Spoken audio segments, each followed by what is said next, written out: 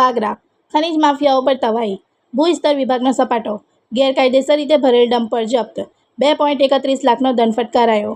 ગેરકાયદેસર ખનીજ પ્રવૃત્તિઓ આચરીને સરકારી તિજોરીને નુકસાન પહોંચાડતા અને પર્યાવરણનો વિનાશ કરતા ખનીજ માફિયાઓ સામે ભરૂચ ભૂસ્તર વિભાગે લાલ આંખ કરી છે। વિભાગની કડક કાર્યવાહીના કારણે ખનીજ માફિયાઓના પગ તળેથી જમીન સરકી ગઈ છે।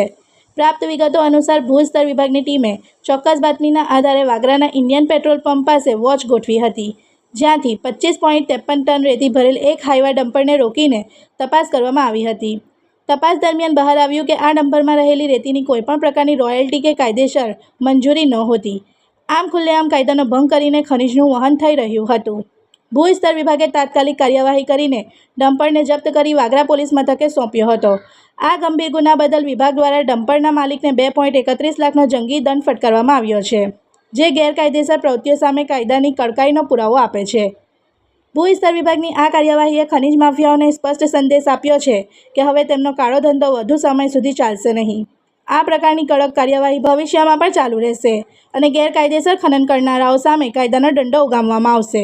આ પગલાં માત્ર સરકારી આવકનું રક્ષણ જ નહીં, પરંતુ પર્યાવરણ અને નદીઓના કુદરતી સંસાધનોની સુરક્ષા માટે પણ અત્યંત આવશ્યક છે। આ ઘટના બાદ અન્ય ખનીજ માફિયાઓ પણ ભયભીત થઈ ગયા છે અને ભવિષ્યમાં આવી પ્રવૃત્તિઓ કરતા પહેલા 100 વાર વિચાર કરવા મજબૂર બનશે। इस वीडियो को लाइक करें, हमारे चैनल को सब्सक्राइब कर बेल आइकन जरूर प्रेस करें हमारी न्यू वीडियो सबसे पहले देखने के लिए।